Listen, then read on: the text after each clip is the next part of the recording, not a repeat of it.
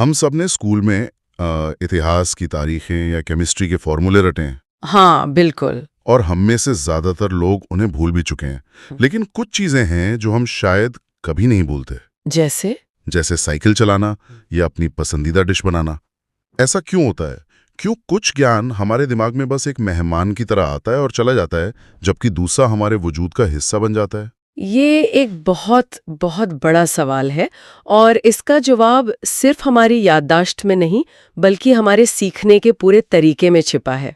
अच्छा। हम अक्सर सीखने को सिर्फ एक दिमागी कसरत मानते हैं, जबकि असली और टिकाऊ सीखना दिमाग, दिल और शरीर के एक गोल्डन ट्रायंगल में होता है।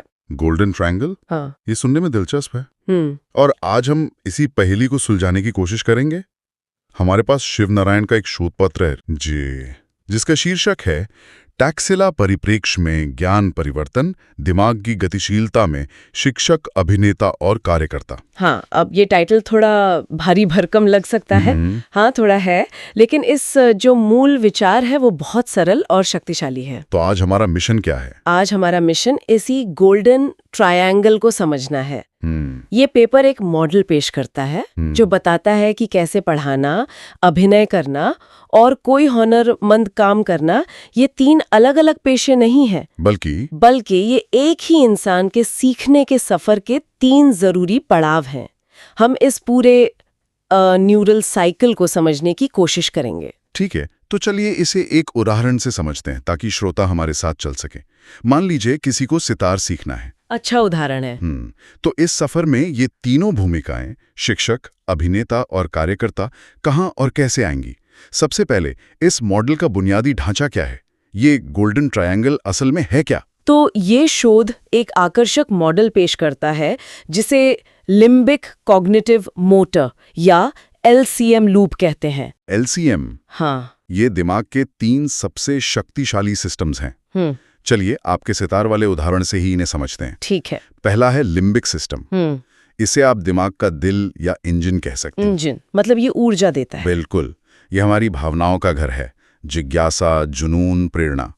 सितार सीखने के सफर में ये वो पहली चिंगारी है, वो जुनून जो किसी को उस्ताद विलायत खान को सुनकर महसूस होता है कि अरे मुझे भी यही सीखना है। समझ गया, ये सीखने का क्यों है। एकदम। तो लिम्बिक सिस्टम हमें शुरुआत करने की ऊर्जा देता है। तो फिर दूसरा कोना क्या है? Cognitive system. ये दिमाग का सोचने वाला हिस्सा होगा, है ना? एकदम सही। कॉग्निटिव सिस्टम दिमाग का दिमाग है। ये तर्क, विश्लेषण और योजना बनाने का काम करता है। अच्छा। ये लिम्बिक सिस्टम से मिले जुनून की कच्ची ऊर्जा को एक नक्शा या एक ढांचा देता है। सितार के मामले में ये क्या हुआ? रागों की थ्योरी। हाँ, रागों की थ्योरी, सुरों का गणित और उंगलियों को कहाँ रखना है इसका ज्ञान। ये सीखने का क्या और कैसे है। और इस ट्रायंगल का तीसरा और आखिरी कोना है मोटर सिस्टम। ये दिमाग का करने वाला यानी हाथ पैर वाला हिस्सा हुआ। बिल्कुल, मोटर सिस्टम उस नक्शे को हकीकत में बदलता है। ये विचारों और भावनाओं को शारीरिक क्रिया या हुनर में बदलता है। मतलब रियाज। हाँ, सितार के मामले में ये वो हजारों घंटों का रियाज है जिससे उंगलियां बिना सोचे समझे सही पर्दों पर पड़ती हैं और थ्योरी एक खूबसूरत धुन में बदल जाती है। ये ज्ञान को एक्शन में बदलना है। ये सुनकर मुझे अपना गिटार सीखने का अनुभव याद आ रहा है। मेरे पास जुनून था, मतलब लिम्बिक सिस्टम ऑन था। मैंने सारे कॉर्ड्स के चार्ट रट लिए थे, कॉग्निटिव काम भी हो गया था, पर महीनों तक मेरी उंगलियां दिमाग का कहना ही नहीं मानती थी। मोटर सिस्टम कनेक्ट नहीं हो रहा था। हाँ, वो लूप, वो ट्रायंगल पूरा होने में बहुत वक्त लगा। मतलब महारत के लिए इन तीनों का एक साथ काम करना बहुत जरूरी है। यही इस शोध का केंद्रीय विचार है। ज्ञान तब तक अधूरा और अस्थिर है जब तक वह दिल से दिमाग और दिमाग से शरीर तक का सफर पूरा ना कर ले। तो अगर ज्ञान क्रिया में बदले बिना अधूरा है, तो इस प्रक्रिया को शुरू कौन करता है? आमतौर पे हम मानते हैं कि ये काम एक शिक्षक का है। सही। इस मॉडल के हिसाब से एक शिक्षक दिमाग के अंदर असल में कर क्या रहा होता है? इस पेपर में एक बहुत दिलचस्प बात कही गई है। एक शिक्षक ज्ञान का परिवर्तन लिम्बिक से कॉग्निटिव दिशा में करता है। लिम्बिक से कॉग्निटिव मतलब भावनाओं से विचारों की तरफ। हाँ, एक अच्छा गुरु अपने शिष्य के अंदर की कच्ची भावनाओं को, जैसे सितार सीखने का जुनून या कुछ नया करने की घबराहट, उसे पकड़ता है और उसे एक व्यवस्थित ज्ञान के ढांचे में बदल देता है। वो उस जुनून को एक दिशा देता है। इसे दिमाग के स्तर पर कैसे समझ सकते हैं? ब्रेन के अंदर क्या स्विच ऑन या ऑफ हो रहा होता है? इस प्रक्रिया में दिमाग के दो हिस्से बहुत अहम भूमिका निभाते हैं। एक है अमिगडाला, जिसे आप दिमाग का इमोशनल पैनिक बटन कह सकते हैं। Panic button. हाँ, ये खतरे, डर और मजबूत भावनाओं को तुरंत पहचानता है। और दूसरा है प्रीफ्रंटल कॉर्टेक्स, जो दिमाग का CEO या कंट्रोल रूम है। अच्छा, जो तर्क और योजना बनाता है। जी, ये सोच समझकर फैसले लेने का काम करता है। तो एक शिक्षक असल में छात्रों को दिमाग के पैनिक बटन वाले मोड से निकालकर कंट्रोल रूम वाले मोड में ले जाता है। क्या बढ़िया तरीका है इसे समझने का। बिल्कुल, शिक्षक छात्र को एक एमिगडाला डोमिनेंट स्टेट, मतलब भावनात्मक प्रतिक्रिया वाली स्थिति से प्रीफ्रंटल डोमिनेंट स्टेट, यानी चिंतनशील तर्क वाली स्थिति की ओर ले जाता है। इसीलिए शायद शोध में शिक्षक को कॉग्निटिव आर्किटेक्ट कहा गया है। हाँ, एक संज्ञानात्मक वास्तुकार। वो भावनाओं की कच्ची ईंटों से ज्ञान की एक मजबूत इमारत का डिजाइन तैयार करता है। लेकिन एक सवाल है, आपने कहा कि शिक्षक भावनाओं को ज्ञान में बदलता है, पर क्या हर भावना सीखने में मदद करती है? बहुत अच्छा सवाल है। मेरा मतलब है, परीक्षा का डर भी तो एक लिम्बिक भावना है, पर वो तो अक्सर सीखने की प्रक्रिया को रोक देता है, दिमाग ब्लॉक कर देता है। सही। ये मॉडल ये नहीं कहता कि कोई भी भावना चलेगी। एक कुशल शिक्षक जानता है कि कौन सी भावनाओं का इस्तेमाल करना है। अच्छा। वो डर या चिंता जैसी भावनाओं को कम करता है और जिज्ञासा, उत्साह और चुनौती जैसी सकारात्मक भावनाओं को जगाता है। तो डर पैनिक बटन को दबाता है? हाँ, जिससे कंट्रोल रूम का संपर्क टूट जाता है, जबकि जिज्ञासा कंट्रोल रूम को और ज्यादा जानकारी खोजने के लिए प्रोत्साहित करती है। तो शिक्षक का काम सिर्फ ज्ञान देना नहीं, बल्कि सीखने के लिए सही भावनात्मक माहौल बनाना भी है। समझ गया। तो शिक्षक ज्ञान को अमूर्त और व्यवस्थित बनाता है। लेकिन यहाँ से कहानी और भी दिलचस्प हो जाती है। अब बात करते हैं अभिनेता की। हाँ, या हमारे उदाहरण में एक कलाकार की, जो लेखक के अनुसार बिल्कुल उल्टी प्रक्रिया करता है। हाँ, और यही इस मॉडल की खूबसूरती है।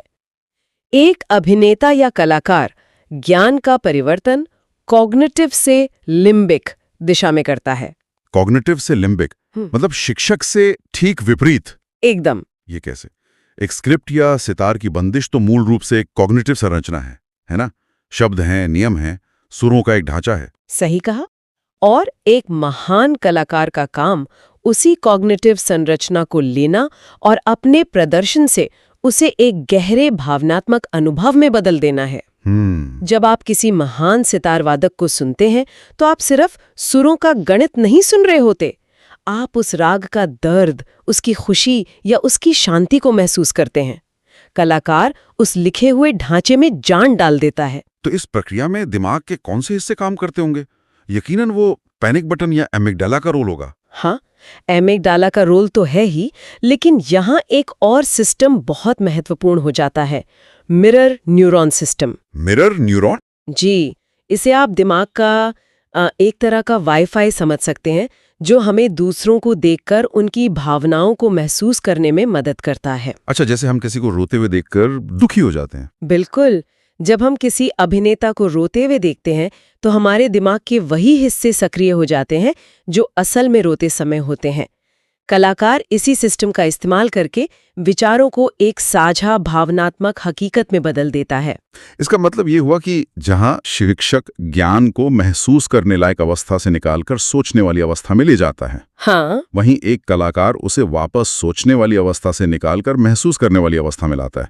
ये तो एक दूसरे के बिल्कुल विपरीत काम कर रहे हैं। बिल्कुल। इसलिए अगर शिक्षक एक कॉग्निटिव आर्किटेक्ट है, तो लेखक के अनुसार अभिनेता एक भावनात्मक उत्प्रेरक है, एक लिम्बिक एक्टिवेटर। वो विचारों को वापस भावनाओं में बदल देता है। हाँ, ताकि ज्ञान सिर्फ दिमाग में ना रहकर दिल और रूह तक पहुंच सके। ठीक है, तो हमारे सितार सीखने वाले के सफर में अब 2 पड़ाव पूरे हो गए। उसके गुरु ने उसे रागों की थ्योरी सिखाई, मतलब कॉग्निटिव, और उसने किसी महान कलाकार को सुनकर उस राग की भावना को महसूस किया, यानी लिम्बिक। लेकिन उसकी उंगलियां अभी भी सितार पर वो जादू नहीं चला पा रही हैं। सही। इस ट्रायंगल का तीसरा और आखिरी सिरा कौन पूरा करेगा? इस चक्र को वो खुद पूरा करेगा, एक कार्यकर्ता या डूअर बनकर। शोध में कार्यकर्ता, किसान और सैनिक जैसे उदाहरण दिए गए हैं, लेकिन असल में ये हर उस इंसान पर लागू होता है जो ज्ञान को हुनर में बदलता है। अच्छा, वे ज्ञान के क्रियात्मक परिवर्तक या मोटर ट्रांसफॉर्मर हैं। Motor transformer. इसका मतलब है कि वे सिर्फ सोचते या महसूस नहीं करते, बल्कि उस सोच और महसूस को एक ठोस काम में बदलते हैं। एकदम। वे लिम्बिक सिस्टम यानी भावना और कॉग्निटिव सिस्टम यानी विचार दोनों की ऊर्जा को एक साथ मिलाते हैं और उसे एक कुशल शारीरिक क्रिया में, मोटर एक्शन में बदल देते हैं। ये सिर्फ सैनिक या किसान पर ही लागू नहीं होता होगा। नहीं, बिल्कुल नहीं। एक शेफ के बारे में सोचिए। उसके मन में एक डिश का स्वाद और उसे बनाने का जुनून है जो लिम्बिक है। सही। उसके पास रेसिपी और तकनीक का ज्ञान है जो कॉग्निटिव है, और फिर वो अपने हाथों के हुनर से उसे हकीकत में बदल देता है, वो मोटर है। अरे वाह, बिल्कुल यही इस मॉडल की खूबसूरती है। ये सिर्फ पेशों के बारे में नहीं है, ये किसी भी हुनर को सीखने की प्रक्रिया है, चाहे वो कोडिंग हो, क्रिकेट हो या पब्लिक स्पीकिंग हो। सही। तो इस करने वाली प्रक्रिया में दिमाग के कौन से हिस्से काम करते हैं? इस चरण में दिमाग का मोटर कॉर्टेक्स सबसे सक्रिय होता है, जो हमारी गतिविधियों को नियंत्रित करता है। लेकिन दो और हिस्से बहुत जरूरी हैं। कौन से? एक है बेसल गैंग्लिया।